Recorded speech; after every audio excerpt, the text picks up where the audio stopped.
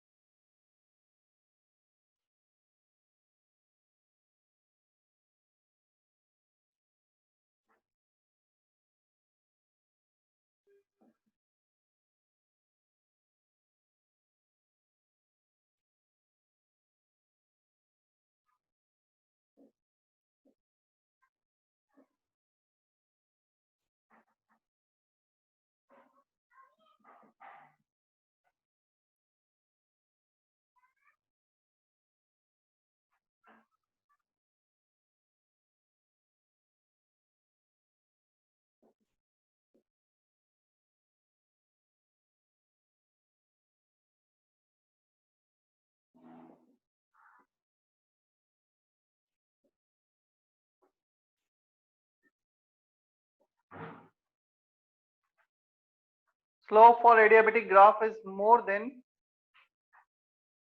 Isothermal graph. इसको मैं mathematically prove भी करूंगा आगे जाकर जब हमारे पास एडियाबेटिक के लिए इक्वेशन होगी। क्या अभी के लिए सिर्फ इतना लिख लो, isobaric constant pressure, isochoric constant volume, isothermal constant temperature hyperbolic, और एडियाबेटिक ये कैसे आया है ये थोड़ा सा बाद में पता लगेगा।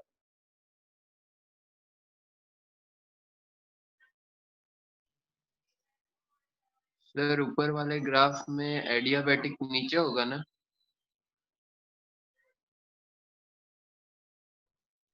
यस सर, वो ज्यादा स्टीपर होगा ना।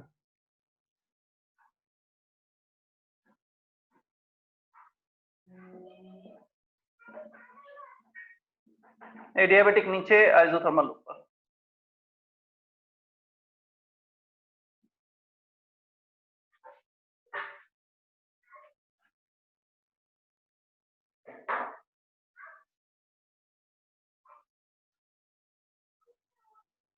चलो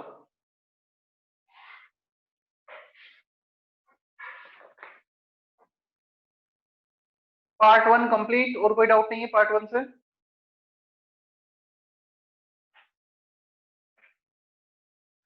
इज दैट ओके? पार्ट 2 पे चलें।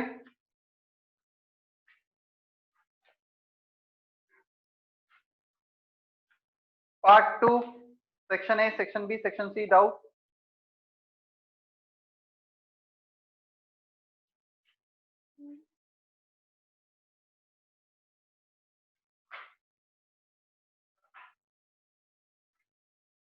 पार्ट 2 से डाउट हैं A2, A3, A4, A5, B3, B4, B5, इतने सारे डाउट्स हैं। हाँ सर। चलो A2, A3, A4, A5। A2 out of the boiling point, entropy, pH.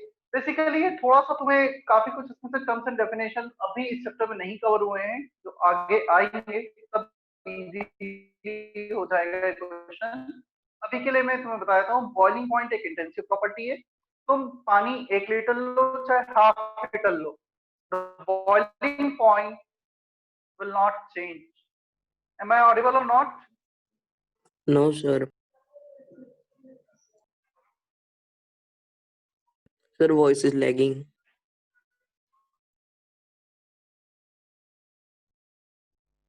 Even video is also stopping. Just wait for 1 to 2 minutes. शायद हो जाए थोड़ा सही।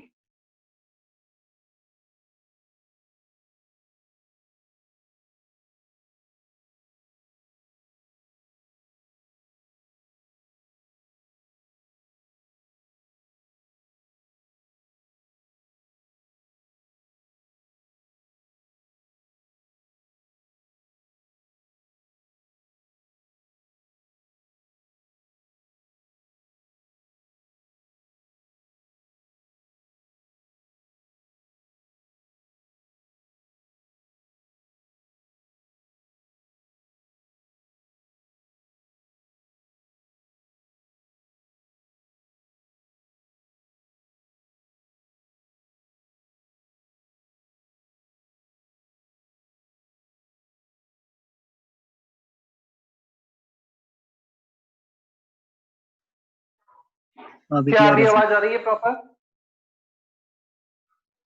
Yes sir. ठीक है। So boiling point intensive, entropy, enthalpy, internal energy, they are extensive properties. pH is intensive, EMF is intensive A2 में, और ये सब धीरे धीरे जब आएंगे पता लगता जाएगा। अभी के लिए सिर्फ याद रख लो चाहो तो। In how many cases bodies become hot due to mechanical energy loose?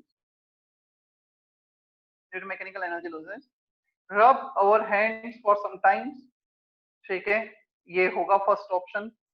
मतलब टेम्परेचर बढ़ जाएगा क्योंकि मैकेनिकल एनर्जी लूज कर रहे हैं, मैकेनिकल एनर्जी हीट एनर्जी में कन्वर्ट होगी। सर इसमें बस फिफ्थ ऑप्शन।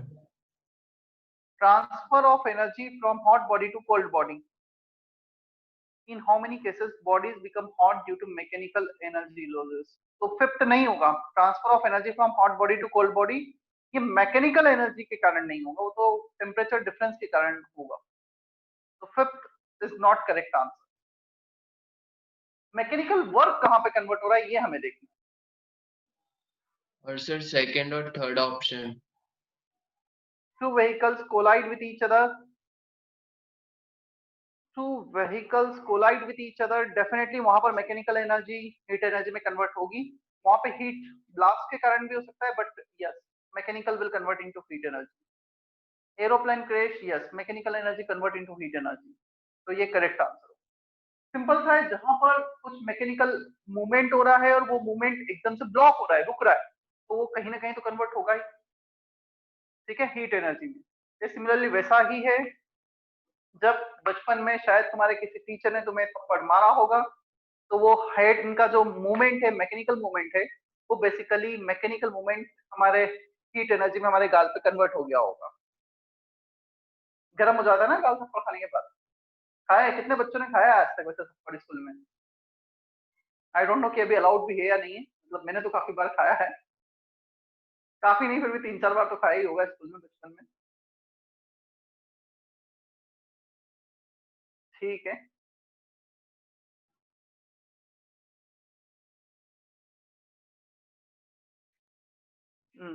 मतलब मुझे तो एक बार शायद 8th में था, तब का मुझे ध्यान है, मैं हॉस्टल में था, मतलब नवोदय में, और जो ब्रेक था, ब्रेकफास्ट ब्रेक होता है, उसमें मैं 15 मिनट लेट गया, मतलब 15 मिनट लेट क्लास पहुंचा, और हमारी हिंदी टीचर थी थॉमस मैम, और एक्चुअली मतलब काफी हेल्दी सी थी, मतलब उस टाइम मेरा जितना बड़ा गाल था उससे बड़ा उनका थप्पड़ था, वो पड़ा था मेरे गाल पर। मतलब 5 मिनट के लिए तो मुझे पता भी नहीं चला था कि मैं कहाँ खड़ा हूँ। ओके, थप्पड़ जनरली जब भी खाए होंगे मैंने, मतलब पढ़ाई के कारण, शायद एक आधी बार, एक या दो बार होमवर्क के कारण, नहीं तो otherwise maximum of the time hostel में थे तो कुछ ना कुछ इधर उधर मस्ती में किसी चीज में के कारण खाए होंगे। ओके, सो थर्ड क्वेश्चन हुआ। Fourth question, predict the total number of intensive properties. Again ये भी तुम चाहो तो छोड़ दो अभी के लिए, मतलब याद रखो, मैं बता देता हूँ कौन सी इंटेंसिव कौन सी एक्सटेंसिव है, you can mark him. Free, sorry, critical density intensive है। सारे मैं सारे बता रहा हूँ। Free energy extensive, critical density, critical density intensive होना चाहिए, मतलब कोई भी डेंसिटी इंटेंसिव होना चाहिए। Viscosity intensive, specific heat capacity intensive, molar heat capacity intensive, kinetic energy extensive, specific gravity intensive, dielectric constant intensive, pH intensive. तो अभी के लिए याद रख लो, आगे पता लगेगा। Option C. ऑप्शन, हाँ ठीक है। A5, an ideal gas filled at pressure 2 atm and temperature 300 Kelvin. A balloon is kept in vacuum with a large insulated container. Wall of the balloon is punctured. Then container temperature. Ideal gas filled है ना, तो ideal gas है remain same.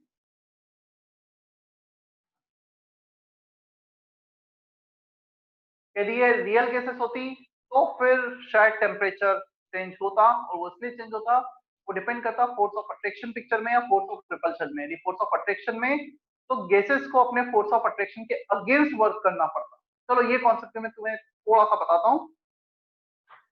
देखो जो air conditions होते हैं, जो refrigerator होते हैं, उनमें हमेशा कंप्रेसर होता है।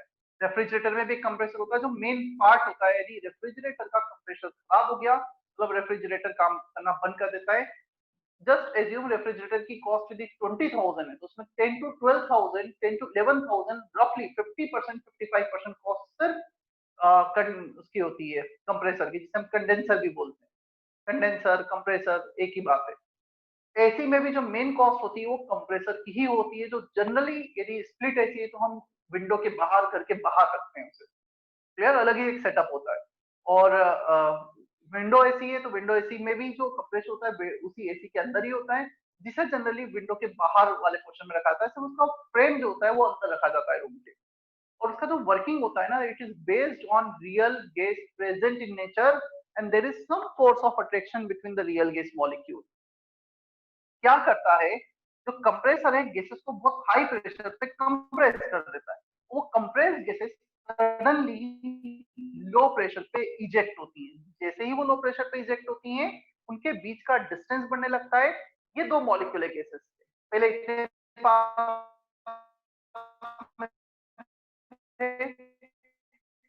Sir, voice is again जैसे lagging. ही इनके बीच का डिस्टेंस बढ़ने लगा, now there is some connection between them.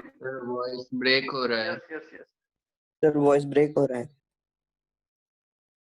Yes, I can feel that. आज पता नहीं क्यों नेटवर्क का इतना इशू आ रहा है।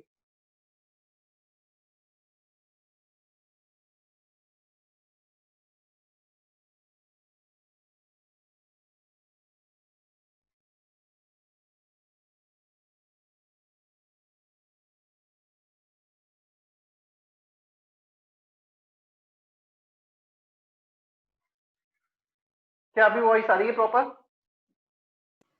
Yes. यस सर, क्लियर है। अनिकेत का मैसेज था, सर आप बचपन से आईआईटी की प्रिपरेशन कर रहे थे, क्यों करूँ आया बचपन से आईआईटी की प्रिपरेशन में? मतलब एक्चुअली बताऊं, मुझे आईआईटी का फर्स्ट टाइम मैंने नेम ही 10th क्लास में सुना था।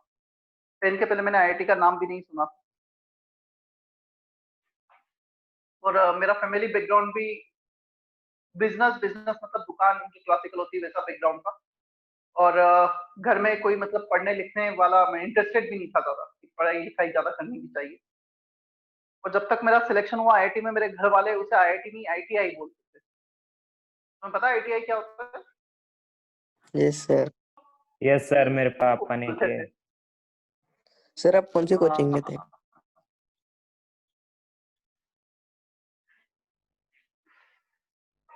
Getting lot of problem today, पता नहीं नेटवर्क में क्या हो रहा है।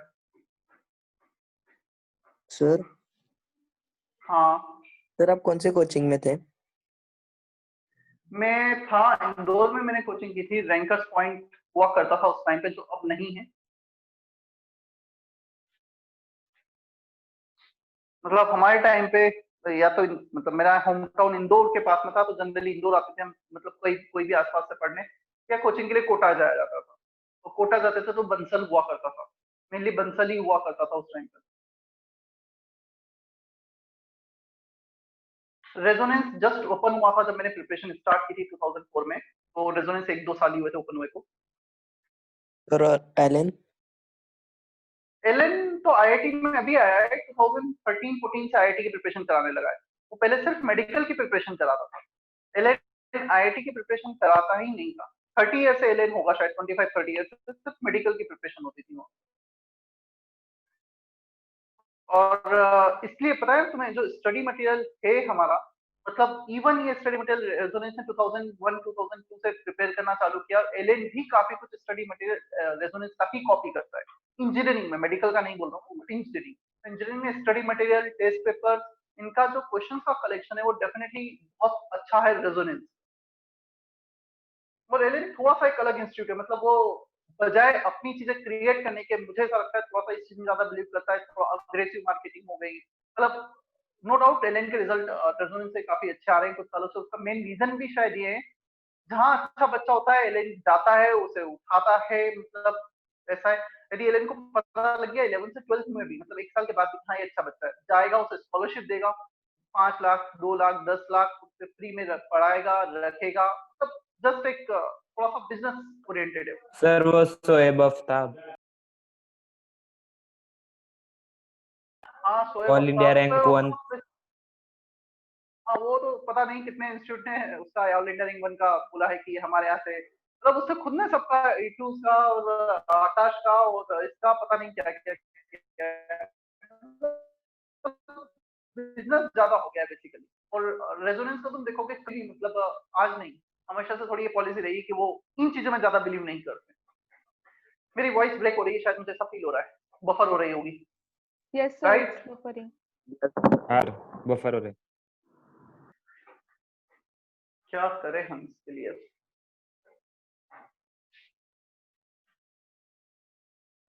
अब क्लियर है सर? हाँ वो बीच बीच में प्रॉब्लम हो रहा है। ओके किस क्वेश्चन पे थे हम? A5 पर थे ना? हाँ मैं वो फंक्शन एक्सप्लेन कर रहा था, तो एयर कंडीशन का, जैसे ही गैस मॉलिक्यूल बारे में बता रहे हैं। एयर कंडीशन और रेफ्रिजरेटर में जो कंप्रेसर होते हैं वो कैसे वर्क करते हैं। As the gas molecule are releasing at the high pressure to the low pressure, high pressure से जैसे ही वो लो प्रेशर पे जाते हैं मॉलिक्यूल्स के बीच का डिस्टेंस बढ़ने लगता है। अब डिस्टेंस बढ़ेगा उनके बीच में, फोर्स ऑफ अट्रैक्शन है, तो फोर्स ऑफ अट्रैक्शन के अगेंस्ट उन्हें वर्क करना पड़ता है ताकि वो फोर्स ऑफ अट्रैक्शन को कम कर सकें। तो जब दो मॉलिक्यूल को अपने ही फोर्स ऑफ अट्रैक्शन के अगेंस्ट वर्क करना पड़ेगा, वर्क किसके कॉस्ट पे करेंगे? अपने इंटरनल एनर्जी के कॉस्ट पे। वो अपनी इंटरनल एनर्जी कम करेंगे और वर्क करेंगे। क्या अब इंटरनल एनर्जी कम हो जाएगी तो क्या कम हो जाएगा? उनका टेम्परेचर। और इसलिए टेम्परेचर कम हो जाता है जब एयर कंडीशन से एयर बाहर आती है या रेफ्रिजरेटर में टेम्परेचर कम हो जाता है। तो कंप्रेस करके एयर को सडनली एक्सपैंड होने दिया जाता है so that they can work against their force of attraction। मुझे बताओ by chance in real gases की जगह यदि आइडियल गैस प्रेजेंट होती, क्या कभी भी फोर्स ऑफ अट्रैक्शन प्रेजेंट होता? क्या कभी भी कंप्रेसर वर्क कर पाते हमारे नेचर में? एयर कंडीशन रेफ्रिजरेटर वर्क ही नहीं करेंगे यदि वहां पर आइडियल गैसेस प्रेजेंट हो। Is it okay? यस हाँ। Sir. Yes sir. Sir compressor में पर्टिकुलरली सिर्फ CFC को क्यों डाला जाता है? क्योंकि उसमें फोर्स ऑफ अट्रैक्शन ज्यादा होता है, इससे हमें ज्यादा वर्क करने को मिलेगा, ज्यादा एनर्जी डाउन होगी। ठीक है ओके सर। चलो आइडियल गैस है, no work done, no change in temperature. Section B से क्या था वापस से देखो, सब ऊपर चले गए doubt. Section B section C से कौन से डाउट थे पार्ट 2 से? B4 B3 B4 B3 B5 B4 B5 B3 B4 B5 ठीक है।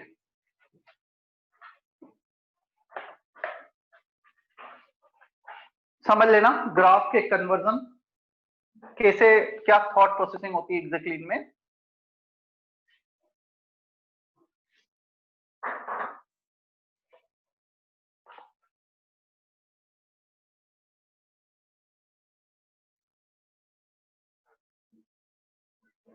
V versus T graph is given, A to B, B to C and C to A। चलो अब मुझे बताओ, सबसे पहले A to B volume versus temperature graph है। Can we say that A to B volume is constant? ये एक isochoric process रहा होगा। Yes sir. Yes sir. क्या सर। कांस्टेंट वॉल्यूम को हम आइसोकोरिक बोल सकते हैं? क्या इसे हम आइसोथर्मल बोल सकते हैं C2A? हाँ। Yes, sir. Constant temperature, x axis पे टेम्परेचर है। Is that okay? Yes, sir. अब आते हैं B2C पर। B2C के केस में वॉल्यूम एंड टेम्परेचर, तुम इसको थोड़ा सा एक्सटेंड करो, ये ऑलमोस्ट स्ट्रेट लाइन आ रहा है। Can we say that volume is proportional to temperature? ऐसा तब होगा जब प्रेशर कांस्टेंट होगा, at T constant, constant pressure पे ऐसा पॉसिबल है। तो स्ट्रेट लाइन ये कर्व हो गया किसका, चार्ल्स लॉ का, volume is proportional to temperature at constant pressure. Yeah, so in this case the process will be isobaric. So isochoric, isobaric, isothermal. इस ऑप्शन में दे रखा है A option. First option. Answer.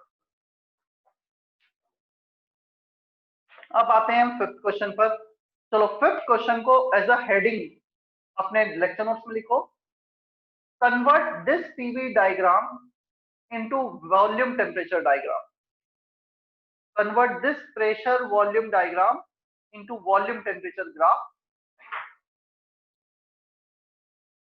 Convert PV graph. Fourth वाला question ना. हाँ B4 मतलब मैं लिखा हूँ क्वेश्चन, ये लिख लो अपने हेडिंग लेक्चर नोट्स में. Convert PV graph to VT graph. हमें पीवी को वॉल्यूम टेम्परेचर ग्राफ में कन्वर्ट करना है. ठीक है, तो बेसिकली जो ग्राफ दिया है हमें P वर्सेस P का,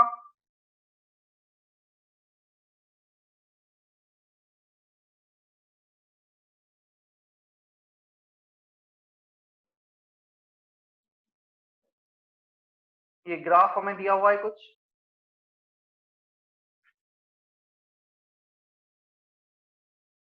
वन लीटर ये सेम लेवल पर है, जो मुझसे सेम लेवल पे ड्रॉ नहीं हुए हैं, सेम लेवल पे ड्रॉ कर देते हैं हम इसे.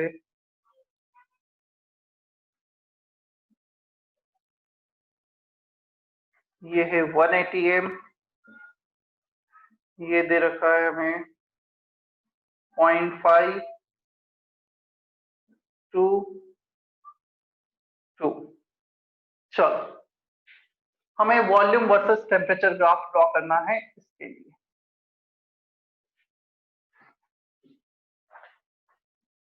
सबसे पहले आते हैं हम A to B. A to B एक प्रोसेस है in which volume is constant, isochoric process हो गया. क्या इतना क्लियर है? A to B isochoric process होगा. हाँ सर. और इसमें A to B isochoric process in which pressure is increasing. अच्छा, A to B isochoric process है, ये तो हमें पता लगता है कि वॉल्यूम कांस्टेंट है. यहाँ पे कुछ ऐसी लाइन आएगी, बट A से B हम यहाँ पर जाएंगे या यहाँ से यहाँ पर आएंगे, ये हमें देखना है मेनली. क्लियर? ये हमें थोड़ा सा ऑब्जर्व करना है. We will go to the higher temperature और हायर टू लोअर टेम्परेचर. तो A से B पर हमने प्रेशर बढ़ाया है. If P is increasing then definitely temperature is increasing. Clear? तुम इससे जाओ PV equal to nRT से. If you are keeping volume constant, pressure बढ़ेगा तो टेम्परेचर को बढ़ाना पड़ेगा, तभी तो प्रेशर बढ़ेगा. PV equal to nRT. So P is increasing then temperature is increasing. ऐसा कुछ रहा होगा. मतलब हम A से B जा सकते हैं कुछ यहां से यहां पर, A to B. अब आते हैं हम B से C पर. क्या B पर pressure into volume 2 into 1, C पर प्रेशर इंटू वॉल्यूम 1 इंटू 2, क्या P इंटू V सेम आ रहा है पॉइंट C पर और B पर? तो B और C पर यदि प्रेशर वॉल्यूम का प्रोडक्ट सेम है, इसका मतलब ये एक आइसोथर्मल प्रोसेस रहा होगा. तो B to C is an isothermal process. Clear? मतलब टेम्परेचर कांस्टेंट आएगा. अब क्वेश्चन आएगा हम ऊपर जाएंगे या नीचे आएंगे. चलो वॉल्यूम देखो बढ़ रहा है कम हो रहा है. B से C पे वॉल्यूम इंक्रीज हो रहा है, तो you need to increase the volume. हम ऊपर जाएंगे. According to graph volume is increasing. Volume is increasing B to C. इतना समझ में आता है क्या? Is that okay? हाँ सर. हाँ. Yes, sir. Yes sir. C to D पर. C to D isochoric process और प्रेशर कम हो रहा है. C to D isochoric process. Pressure is decreasing. यदि प्रेशर डिक्रीज होगा तो टेम्परेचर डिक्रीज होगा. पहले प्रेशर बढ़ा था, अब प्रेशर कम हो रहा है. तो पहले टेम्परेचर बढ़ा था, टेम्परेचर को कम कर देते हैं. टेम्परेचर कम करोगे, ये टेम्परेचर कम हो गया. C to D. अब आते हैं हम D to A पर. D to A, चलो D पर प्रेशर वॉल्यूम चेक करो. Pressure volume 2 litre, pressure 0.5, 2 into 0.51। ए पर चेक करो, प्रेशर 1, वॉल्यूम 1, तो यहाँ भी 2 into 0.5, यहाँ भी 1 into 1, सेम वैल्यू आ रहा है। यदि प्रेशर इंटू वॉल्यूम का सेम वैल्यू है, that means D2A is further isothermal process. ये एक आइसोथर्मल प्रोसेस रहा होगा। तो कांस्टेंट टेम्परेचर जिसमें वॉल्यूम डिक्रीज हो रहा है, D2A constant temperature, volume decrease हो रहा है। इस ग्राफ का कन्वर्ट, क्या इतना समझ में आता है? Yes sir. Yes sir. हाँ सर।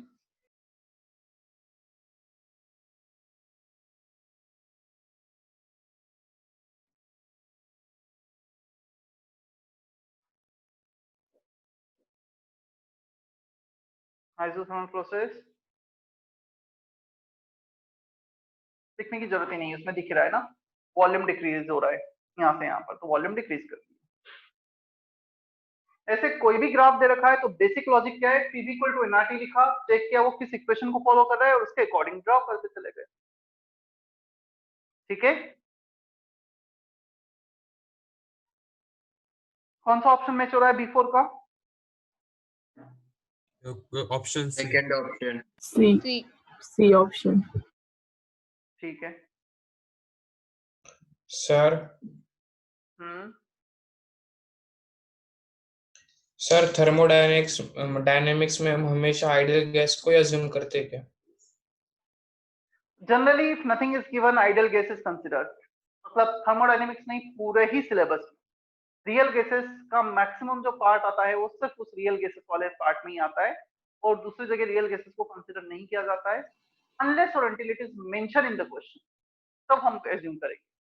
बाकी काफी रेयर केसेस में रियल गैसेस क्वेश्चन आते हैं, और यदि रियल गैसेस पे दूसरे चैप्टर से रिलेटेड क्वेश्चन आ गए, मतलब बहुत अच्छा क्वेश्चन बनेगा फिर। बोलो।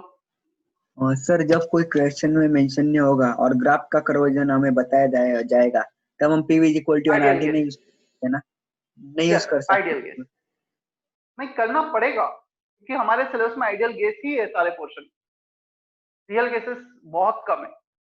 Nothing is given, ideal gas is considered. वैसे जे एडवांस इतना आइडियल क्वेश्चन बनाते हैं कि वो देते हैं आइडियल गैस है या नहीं, बट नहीं भी दिया है तो आइडियल गैस एज्यूम कर। क्लियर है? Yes sir.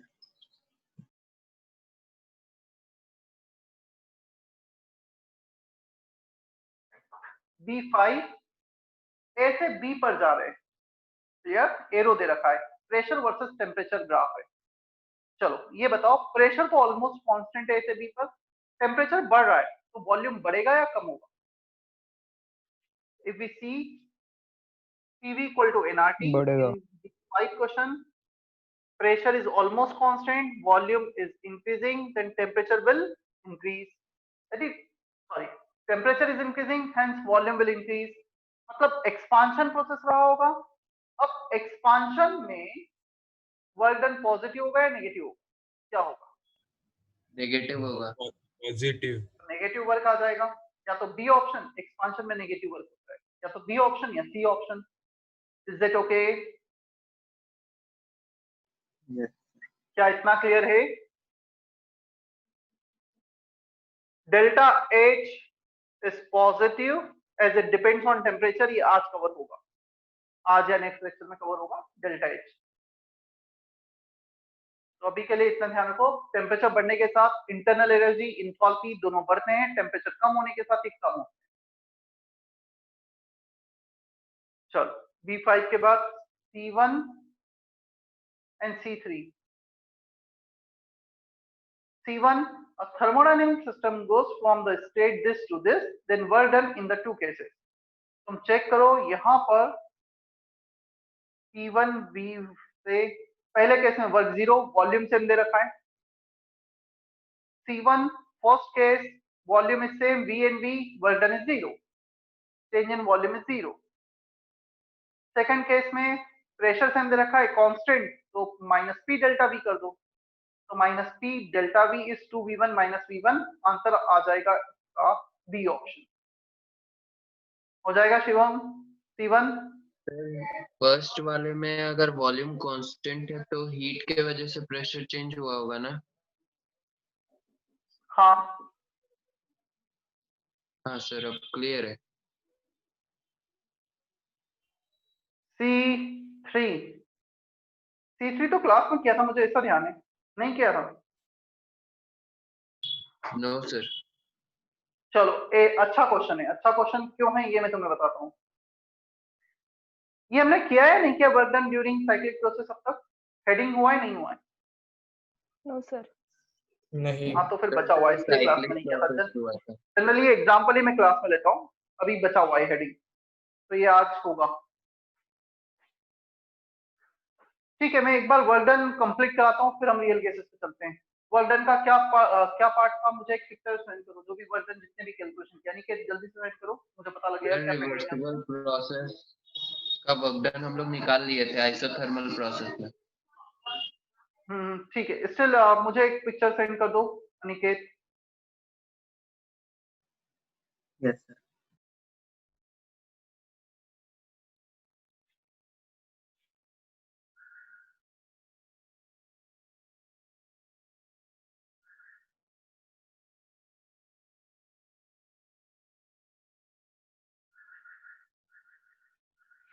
Calculation of work when external pressure is constant, work during expansion against vacuum, then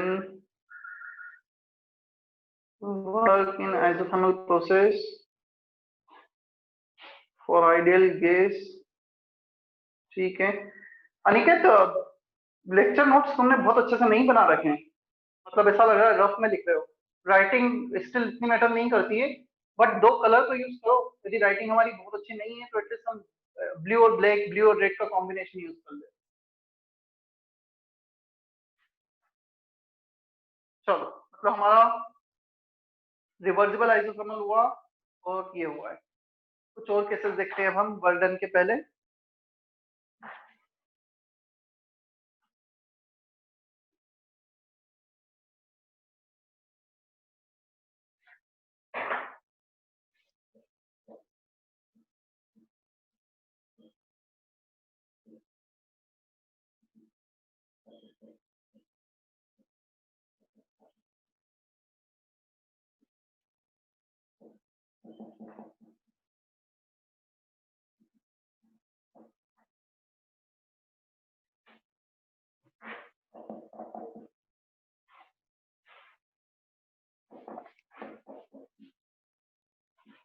sir irreversible वाला बचा हुआ है सर। इसका आइसोथर्मल का यस सर।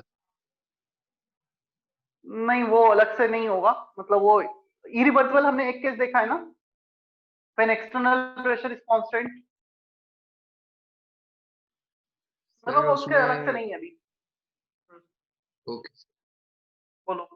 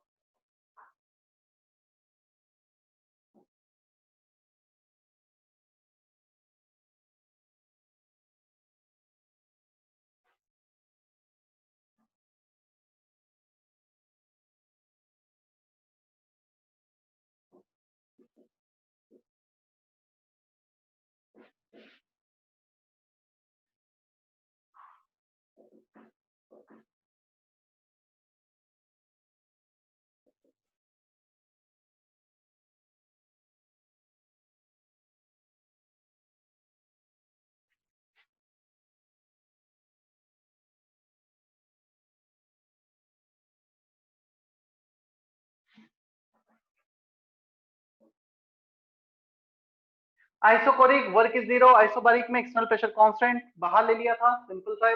ठीक है, दोनों case, fourth and fifth case. Sir yes sir isochoric में वॉल्यूम कांस्टेंट रहता है तो कांस्टेंट का इंटीग्रेशन भी आएगा ना? आइसोकोरिक में वॉल्यूम कांस्टेंट तो dv 0, change in volume 0 into something, हाँ हाँ 0 का sir. Integration 0।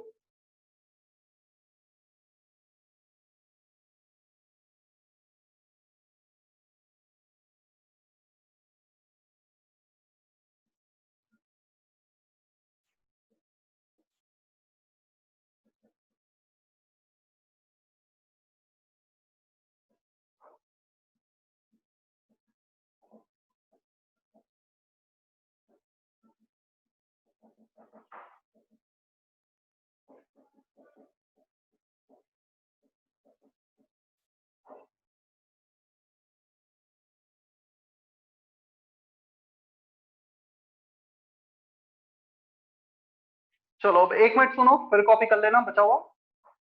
Cyclic process is area under the curve, work done. Area under the curve in x-axis is denoted by y dx. यदि हमने कोई भी एक ग्राफ लिया है along y-axis, along x-axis, let's say we have such kind of graph. इसमें graph में और x-axis के बीच में जो एरिया कवर हो रहा है, that is given by integration of y dx. ये हमने यूज किया था कहां पर? गेसेस में भी, याद आ रहा है मैक्सवेल डिस्ट्रीब्यूशन में? हाँ सर। यस तो सर। वहां भी हमने यूज किया था y dx। हमारे पास ऐसा ही है pdv, वॉल्यूम को हम x एक्सिस के लॉन्ग ले रहे हैं, प्रेशर को y एक्सिस के लॉन्ग, y dx जैसा रिलेशन आ गया। तो area under the curve in volume axis, that is x axis, is mode of work. Mode इसलिए रखा है, पॉजिटिव नेगेटिव दोनों हो सकता है। हमने प्रेशर वॉल्यूम एक ग्राफ कुछ ऐसा ड्रॉ किया, this area under the curve in volume axis will be work done. If we are going from a to b, expansion होगा, वॉल्यूम चेंज ग्रेटर देन 0 होगा, minus of area, negative work. If we are going for the compression, volume is decreasing, delta V is 0, then work done will be the same value with positive sign. ये compression के लिए और ये expansion के लिए। क्या इतना समझ में आता है अभी? Is that okay? Yes, sir. Sir, एक doubt है sir. The area under the curve and volume axis, उसमें ना वर्क एब्सोल्यूट वैल्यू है क्या वर्क की?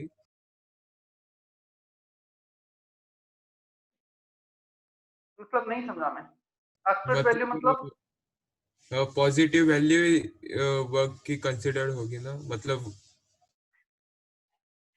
देखो, work done as area under the graph and x-axis, volume axis is basically magnitude of work. Positive sign लेना है, negative sign लेना है, ये हमें चेक करना होगा। During the change volume is increasing, then we need to take negative sign. If during the change volume is decreasing, then we need to take negative sign. तो volume is increasing और decreasing, ये देखना होगा। Clear है? Yes sir.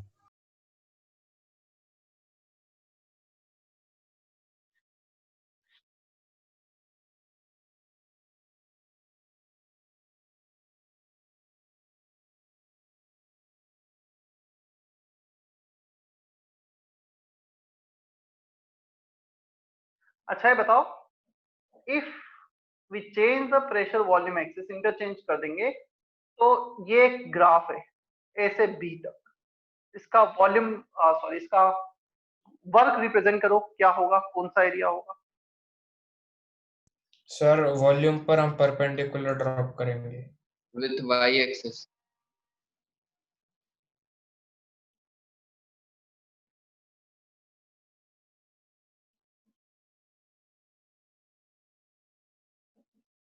Positive sign लोगे, negative sign लोगे, A to B?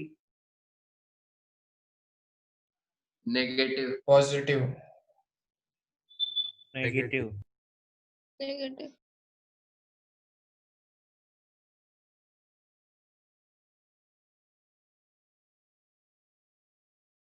Copy करो जल्दी से, फिर साइक्लिक प्रोसेस पे आते हैं हम।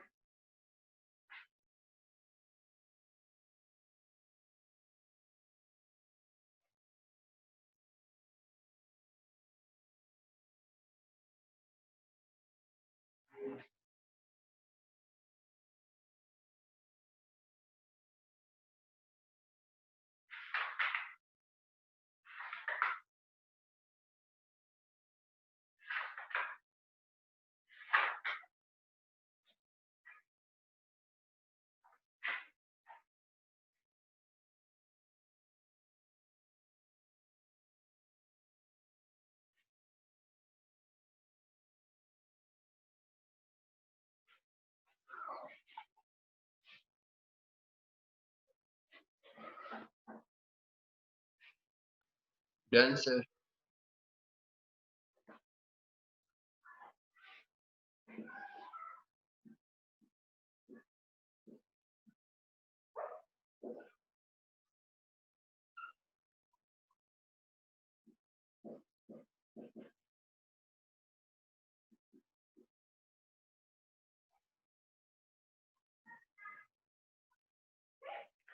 चलो अब हमें साइक्लिक प्रोसेस में वर्क निकालना है ए बी सी ए।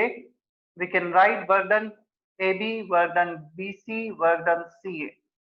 हम तीन अलग अलग प्रोसेस का वर्क कैलकुलेट करेंगे, A to B to C, then C to A, और ऐड कर देंगे उन्हें। तो जब हम एक टोटल वर्क ऐड कर देंगे हमें फाइनल वर्क आ जाएगा।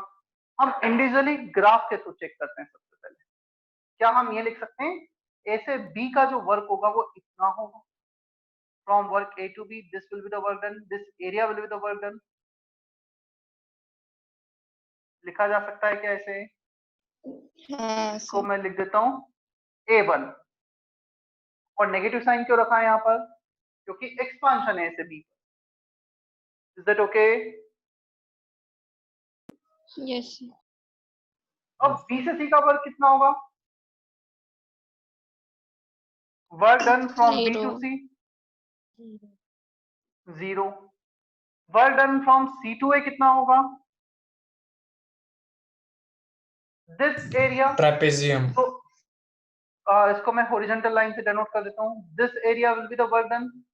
Is that okay? This is the work done. यहाँ पर लिख work done horizontal line from C to A, और इसको लिख देता हूँ मैं area A2 with positive sign, because C2A volume is decreasing, compression is there. ठीक है, इतना क्लियर है सभी को? Yes sir.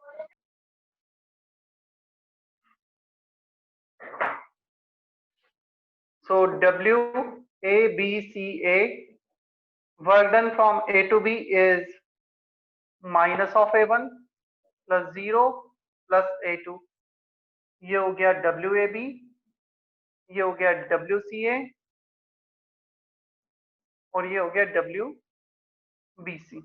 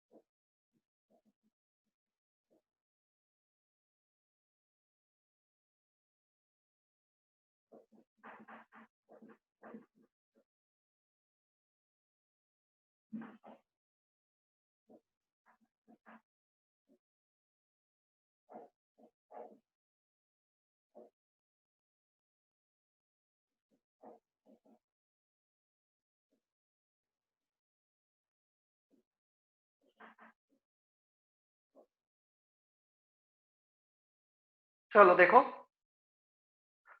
ये आया हमारा -A1, ये 0, और C आ गया +A2। एक माइनस साइन एक प्लस साइन, माइनस को आगे ले लो, A1 - A2।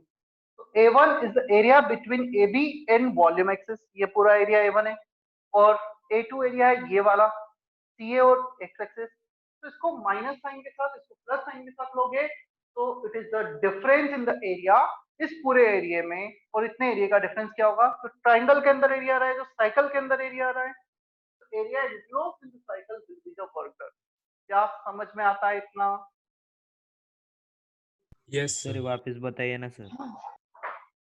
बेसिकली हमने ए बी का वर्क कैलकुलेट किया, वो वर्क आ गया यहाँ से लेके यहाँ तक का वॉल्यूम।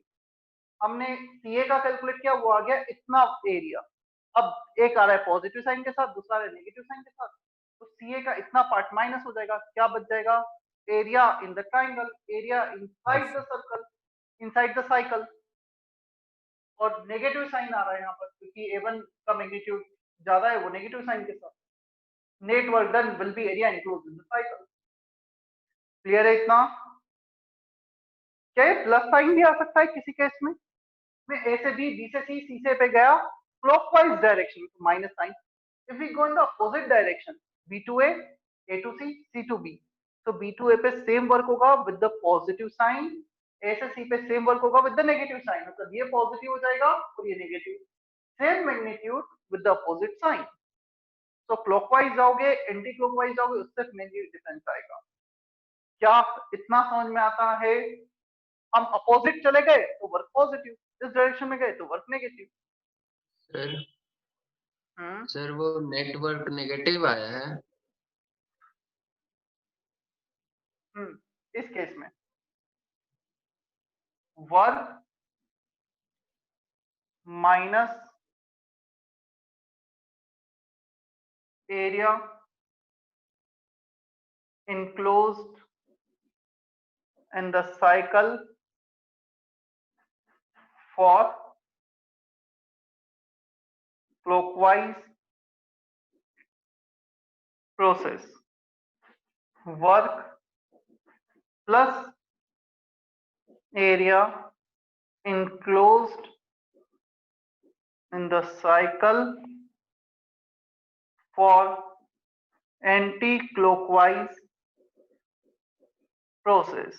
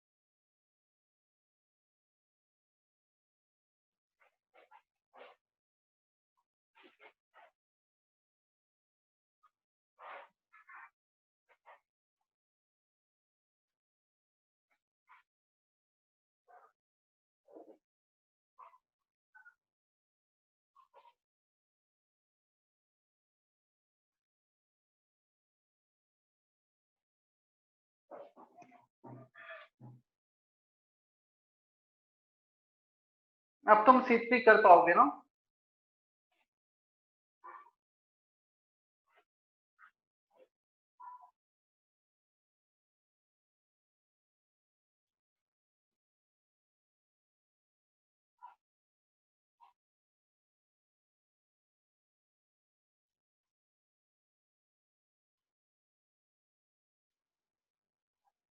चलो रियल केसेस डिस्कस करना है.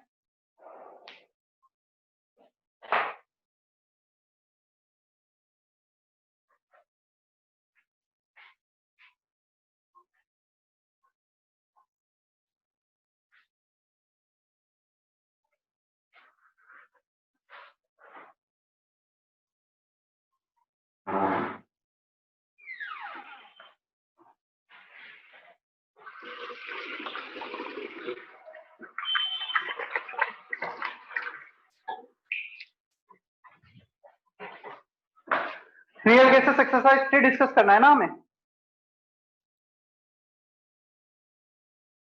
बोलो जल्दी. Yes sir. हाँ सर.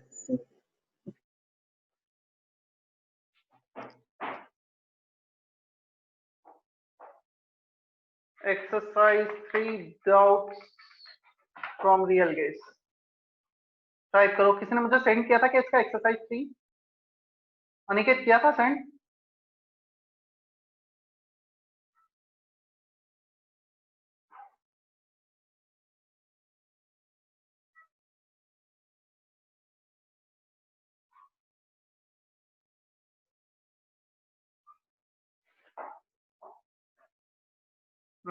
है एक्सरसाइज 3.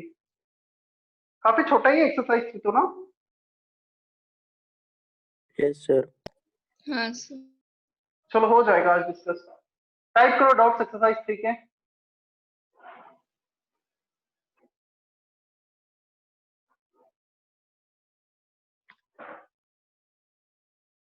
सार्थक कहाँ से? सर वो कंटिन्यूटी ऑफ स्टेट के बारे में बताना। ठीक है, मैं देखता हूँ कंटिन्यूटी ऑफ स्टेट। मतलब एक्चुअली वो सिलेबस में नहीं है, मैंने भी काफी टाइम से नहीं पढ़ा, उसमें एक बार देखता हूँ कुछ अच्छा उसका कंटेंट मिलता है वो तुमसे शेयर करता हूँ, तो बताता हूँ। सिलेबस में नहीं है वैसे, कभी क्वेश्चन आया नहीं है जेई में उसमें। सर कहाँ से? What if the cyclic process graph is parallel to x-axis, that is a to b to a, what will be the work done of the graph? Zero work. Area enclosed in the cycle is zero. यदि तुम ये वाला cyclic process देखोगे, इसका जो work है PV, ए से B पे गए, बी से पे आए, पहले पॉजिटिव वर्क, सॉरी पहले negative work, same amount of positive work, तो वर्क डन इज जीरो, क्योंकि area enclosed in the cycle zero है। क्लियर था? तो लिख ड्रॉ कर लो, W is zero for such kind of process. Clear है सर।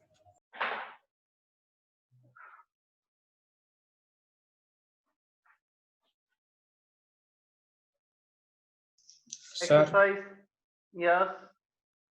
सर वो साइक्लिक प्रोसेसेस में हम इनिशियल पॉइंट में जहाँ पे रहते हैं वहाँ पे फाइनल पॉइंट, मतलब दोनों इनिशियल और फाइनल पॉइंट सेम रहते हैं, तो डिस्प्लेसमेंट जीरो होता है, तो वर्क जीरो क्यों नहीं आता? ये first of all this is pressure volume graph, this is not displacement graph, तो थोड़ा सा डिफरेंट है ना। मतलब displacement in terms of if we say initial and final position आते हैं, in terms of volume displacement is zero, but हम उसमें प्रेशर को कैसे चेंज कर रहे हैं, किस पाथ के थ्रू हम उसको चेंज कर रहे हैं, पहले हम ऐसे भी का है कांस्टेंट प्रेशर पे हमने एक्सपांशन किया है, क्लियर। फिर हमारे कांस्टेंट वॉल्यूम यहाँ पे वर्क जीरो, फिर हमने इसमें प्रेशर वॉल्यूम दोनों को चेंज के कंप्रेशन किया है, तो यहाँ से यहाँ चेंज इन वॉल्यूम, यहाँ से यहाँ चेंज इन वॉल्यूम सेम है, बट जिस पाथ को फॉलो किया वो अलग अलग। यदि अलग अलग पाथ को फॉलो किया है हमने, तो work done depends on path, A से बी पे जो वर्क है और सी से पे वर्क है वो अलग अलग आ रहा है, इसलिए नेटवर्क जीरो नहीं हो रहा है। सो डिस्प्लेसमेंट डायरेक्ट मतलब देखो डिस्प्लेसमेंट तो जीरो है, बट यहाँ पे तुम थोड़ा सा इसको ऐसा एज्यूम करो, सिस्टम क्या वर्क कर रहा है, मैं मूव कर रहा हूँ पहले ग्राउंड से फोर्थ फ्लोर पर, ठीक है, फिर फोर्थ फ्लोर से मैं ग्राउंड पे आ रहा हूँ, बट मैं एक अलग अलग पाथ को फॉलो करके आ रहा हूँ, तो फोर्स अलग अलग लग रहा है। तो जब ऊपर जाने में जो वर्क लगा, लेट से वो पॉजिटिव, नीचे आने में वर्क लगा नेगेटिव, बट वो पॉजिटिव नेगेटिव का मैग्नीट्यूड अलग है बिकॉज ऑफ डिफरेंट फोर्स। तो यहाँ पे जो तुम वर्क कर रहे हो सिस्टम का इंटरनल एनर्जी के रिस्पेक्ट में काउंट कर रहे हो, ना कि एक्सटर्नल एजेंसी के रिस्पेक्ट में काउंट कर रहे हो। जो तुमने force into distance displacement count किया है, एक ब्लॉक को 5 kg को उठा के यहाँ रखा, फिर वापस यहाँ रख दिया, तो वो वर्क सेम होगा, उसमें इंटरनली कुछ चेंज नहीं हो रहा है, वो एक्सटर्नल वर्क काउंट होता है। तो फिजिक्स में और केमिस्ट्री में थोड़ा सा डिफरेंस है वर्क में ना। Is that okay? और सर वो नेगेटिव क्यों आ रहा है? क्या सर वो वर्क नेगेटिव क्यों आ रहा है? वॉल्यूम में तो वैसा चेंज नहीं आया। सिस्टम परफॉर्म वर्क नेगेटिव इसलिए आ रहा है क्योंकि सिस्टम की एनर्जी ओवरऑल लूज हो रही है। वर्क नेगेटिव मतलब सिस्टम अपने पास एनर्जी लूज कर रहा है, वर्क पॉजिटिव मतलब सिस्टम के अंदर एनर्जी जा रही है, इतना डिफरेंस। ठीक है अभी? Anything Yes. given to the system is positive for the system, anything taken out of the system is negative for the system. Question number 3, part. A gas described by the van der Waals equation behave similar to an ideal gas in the limit of large molar volume. A is not correct. Behave similar to an ideal gas is in the limit of large pressure. Is the characterized by van der Waals coefficient that are dependent on the identity. ये single option है या more than one option correct है? More than More one. than one option correct. Multiple option The correct. characterized by the van der Waals coefficient that are dependent on the identity of the gas but independent of the temperature. सीधे लिखा है van der Waals coefficient से characterize होंगे that depends on the identity of the gas but independent of the temperature. C is correct. G has the pressure that is lower than the pressure exerted by the same gas behave ideally. Pressure तो लो भी हो सकता है, high भी हो सकता है उसका, तो डी ऑप्शन बेसिकली ऐसा ऑप्शन है कि जिसे हम बोल नहीं सकते। सर डी राइट भी दिया और रॉन्ग भी दिया है। रॉन्ग भी दिया है पीछे। इसका आंसर ए सी होगा मेरे according to. Answer will be A C. behave similar to an ideal gas in the limit of large molar volume. जब मोलर वॉल्यूम लार्ज कर दिया है, इसका मतलब उनके बीच में अट्रैक्शन और रिपल्शन के लिए ऑप्शन नहीं छोड़ा है, मॉलिक्यूल्स को बहुत डिस्टेंस पे लेके चले गए। तो आइडियल जैसा बिहेव करेगी, मतलब pressure is tending to zero. B is not correct, definitely A correct है, तो जस्ट अपोजिट है वो। C is correct, Van der Waal coefficient से कैरेक्टराइज होते हैं और जनरली वो टेम्परेचर इंडिपेंडेंट होते हैं in general. Pressure is lower, high और लो दोनों हो सकता है, depends on force of attraction और फोर्स ऑफ रिपल्शन। ठीक है, यस सर। थर्ड के बाद था क्वेश्चन नंबर सर ए तो टेम्परेचर पे डिपेंड करता है ना? नहीं, for small change in temperature generally a remains constant, और very very large change in temperature तब हम ए की डिपेंडेंसी मानते हैं, जो एज सच जिसका कोई रिलेशन हमारे सिलेबस में नहीं है। तो हमारे सिलेबस में ए को और बी को टेम्परेचर इंडिपेंडेंट माना गया है, कांस्टेंट माना गया है। क्लियर? Okay sir. अब है question number 6। 1 mole of a monatomic real gas satisfied this equation where B is a constant, the relationship। अच्छा, 6 में जो इक्वेशन दे रखी है उसमें फोर्स ऑफ अट्रैक्शन टर्म नहीं दिए। If force of attraction terms are not given, force of attraction are considered to be zero, only repulsion is there, answer will be C option। क्या ये ग्राफ तुमने पहले देखे हैं कभी, potential energy versus distance graph, या नहीं देखें? आई थिंक देखिए। केमिकल बॉन्डिंग में हो सकता है, chemical Yes, bonding sir, VBT chemical का ग्राफ bonding है। में था। हाँ वीबीटी का ग्राफ होता है कुछ ऐसा, ये बॉन्ड लेंथ होता है, याद है कुछ ऐसा बताया होगा तुमने। हाँ यस सर। सर। और बाई चांस इसमें फोर्स ऑफ अट्रैक्शन है ही नहीं, तो पोटेंशियल एनर्जी तो कभी भी नेगेटिव नहीं होगी, यदि पोटेंशियल नहीं है तो ये वाला ग्राफ जो नेगेटिव पार्ट है वो चेंज हो जाएगा, ग्राफ कुछ ऐसा आ जाएगा। पहले जीरो इंटरेक्शन, जब पास में आएंगे तो रिपल्शन होगा। C option. ए और डी तो एलिमिनेट हो गए, बचा बी और सी ऑप्शन। बी में तो हमेशा ही जीरो है, तो रिपल्शन भी जीरो कर दिया उन्होंने, तो but repulsion is there, B उन्होंने दे रखा है। सर ठीक एक है, बार और क्वेश्चन। बता दीजिए। Force of attraction is not there, force of repulsion is there. Attraction नहीं है मतलब उनका पोटेंशियल एनर्जी नेगेटिव नहीं होगा, रिपल्शन है मतलब उसका पोटेंशियल एनर्जी कहीं पे तो पॉजिटिव होगा, तो नेगेटिव कभी नहीं होगा और कहीं पे तो पॉजिटिव होगा। एक ग्राफ में हो रहा है। क्लियर?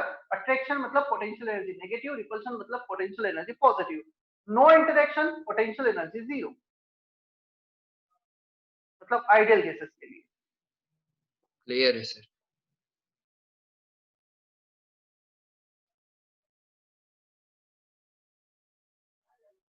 पार्ट वन का क्वेश्चन 3 का ऑप्शन कौन सा लिखा निकेत? Option D.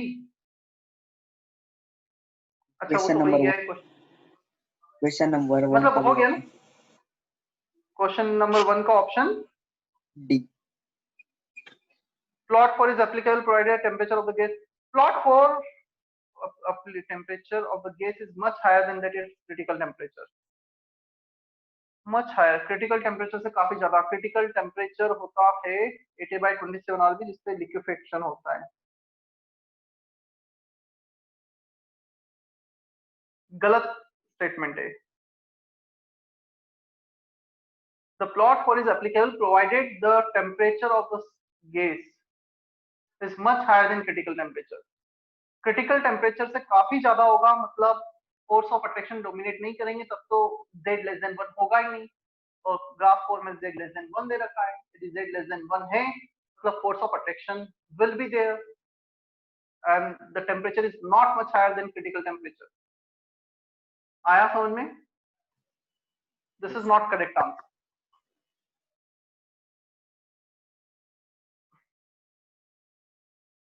हो गया part 1 complete. JEE Mains online question number 6. JEE Main online question number 6. Question number 6 online में मेरे इसमें तो 4 ही क्वेश्चन है। कौन सा क्वेश्चन पूछा है sir? Sir JEE Main online का question number 6, JEE Main offline के 4 क्वेश्चन है सर। मैं और ऑनलाइन के ऑनलाइन के मेरे इसमें तो 4 ही हैं जो अनिकेत ने सेंड किए हैं। तेरे पास 6 कैसे आ गए? न्यू मॉडल में 8 8 क्वेश्चन है सर। न्यू मॉडल में। सॉरी, ऑफलाइन में 4, ऑनलाइन में 8। तो ऑनलाइन तुम क्यों देख रहे हो? तो ऑफलाइन वाला मॉड्यूल ही फॉलो करो ना प्रतीक जैसा। सर 2 मॉड्यूल में ही 2 पार्ट है, एक सर ऑफलाइन मॉड्यूल वाला में 2 पार्ट है और पार्ट एक होते हैं ऑनलाइन। सर, ऑफलाइन पेपर और sorry, online problem. Sir module में ही 2 पार्ट होते हैं। सर एक्सरसाइज 3 पार्ट 2 के दो पार्ट है, एक जेई मेन ऑफलाइन प्रॉब्लम्स और जेई मेन ऑनलाइन प्रॉब्लम्स, ऐसे 2 है। ठीक है। तो मैं ये बोल रहा हूँ जेई मेन ऑनलाइन में मेरे इसमें तो 4 क्वेश्चन ही, 6 क्वेश्चन तुम कैसे पूछ रहे हो? मतलब ये बता रहा हूँ मैं तो तुम्हें, जो अनिकेत ने मुझे सेंड किया उसमें तो 4 क्वेश्चन ही ऑनलाइन में। सर ऑफलाइन 4th ऑनलाइन दोनों क्वेश्चन में कौन सा है? 4th क्वेश्चन है the volume of a gas A is twice that of B. नहीं सर 8 क्वेश्चन है, 5 6 7 8 भी है। तो वो ओल्ड अनिकेत तुम्हारे मॉड्यूल पास होगी ये सर मॉड्यूल वो। कहाँ से है? अनिकेत तुम्हारे पास ये मॉड्यूल कहाँ से आया? वो सबसे पहले मेरे पास जब मॉडल नहीं था तब मैंने डाउनलोड किया था वो। तो तुम्हारे पास ऑफलाइन वाला नहीं है क्या अनिकेत? मतलब हार्ड कॉपी हाँ नहीं है क्या?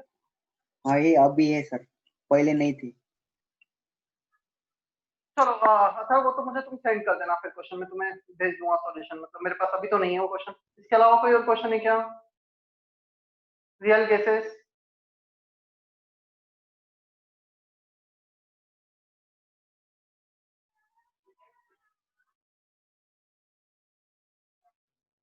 सर वीरियल इक्वेशन के डायरेक्ट क्वेश्चन ही आते हैं क्या बस? रियल इक्वेशन के डायरेक्ट क्वेश्चन ही आते हैं क्या वो इक्वेशन के बेस्ड? नहीं, कॉन्सेप्ट भी समझ में आना चाहिए। मतलब हो सकता है कुछ डेरिवेशन बेस्ड भी आ जाए वेरिएबल पर। ऐसा तो नहीं बोल रहा हूँ कि डायरेक्ट ही आते हैं। सर वो हाँ, एक्सरसाइज क्वेश्चन 3 नंबर में तो 8 एक है। भी क्वेश्चन नहीं है। अच्छा, डायरेक्ट नहीं आते क्या, ऐसे पूछ रहे हो? मतलब अब वो तो कुछ नहीं कर सकते, हो सकता नहीं भी हो। मतलब कॉन्सेप्ट है, पढ़ना हमें समझ में तो आना चाहिए। एक्सरसाइज 3 में नहीं है तो नहीं आए होंगे शायद आईआईटी में अब तक, इसलिए। चलो 6 क्वेश्चन आया मेरे सामने। At a given temperature gases, neon, argon, this want to deviate from the ideal behavior. Their equation of state is this, where B is the van der Waals constant exhibit the steepest increase in the plot Z. Steepest increase in the graph.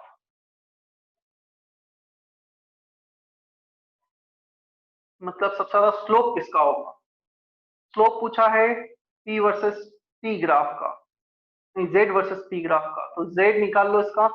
इसका Z होता है और such kind of graph 1 plus PB by RT, ये इसका Z होता है। Slope आ रहा है B बाय आरटी। सबसे ज्यादा B किसका होगा? सबसे ज्यादा साइज किसका होगा? इनडायरेक्टली तुमसे ये पूछा गया है। Helium, neon, argon, krypton, xenon. Xenon is the answer. देखो 6 क्वेश्चन में P equal to RT upon B माइनस बी दे रखा है। तुम उसमें Z कैलकुलेट करो, ऊपर नीचे दोनों लेफ्ट और राइट मल्टीप्लाई कर दो B बाय आरटी। मतलब ये बेसिकली इस इक्वेशन से आया है, P V minus B equal to RT. इसका Z तो हमने ऑलरेडी निकाल ही रखा है, याद है? जब A को इग्नोर करते हैं Z ये आता है। तो Z वर्सेस P का जो ग्राफ है उसका स्लोप है B बाय RT, जिसका जितना ज्यादा साइज होगा उतना ज्यादा B, उतना ज्यादा स्लोप, उतना ज्यादा स्टीप कर्व। तो सबसे ज्यादा साइज किसका इनडायरेक्टली ये पूछा गया है क्वेश्चन में। Is that okay? 6 question yes sir. Answer इसका जिनोनी दे रखा है ना? हाँ सर। सबसे ज्यादा साइज। चलो और कोई डाउट? कंप्लीट? ठीक है।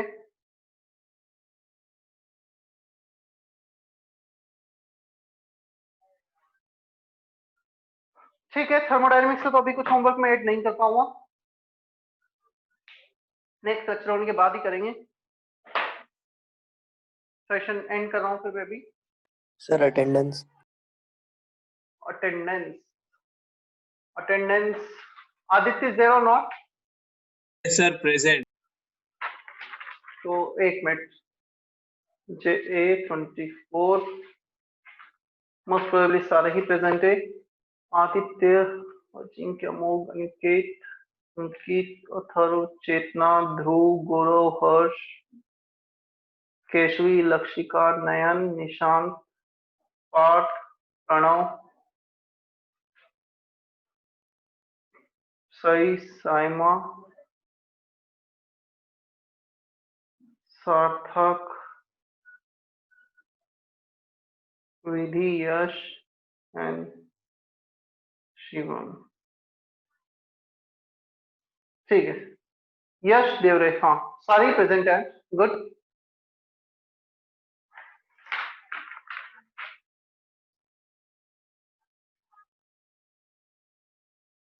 पार्ट का message sir, what is the relation between B and compressibility factor?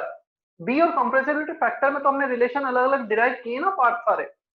जब लो प्रेशर होता है, हाई प्रेशर होता है, तो ऐसे पूरे रिलेशन डिराइव किए हैं। किस केस में हम बात कर रहे हैं वो जेड और बी में रिलेशन आएगा। हाँ, बट ये if z is greater than 1, force of repulsion is dominating, then indirectly b denotes the force of repulsion.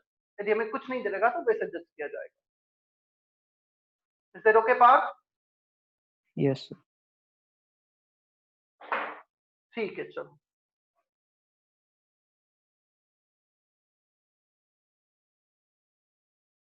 Aditya, yes sir. तुम्हें ना थर्मोडायनेमिक्स के जो 2-3 लेक्चर मैंने अपलोड किए हैं आज, थर्ड लेक्चर था, तो पहले 2 लेक्चर देख लेना वीडियो, ताकि तुम्हें थर्मोडायनेमिक्स समझ में आए। आगे थोड़ा बड़ा चैप्टर है ना। Okay sir.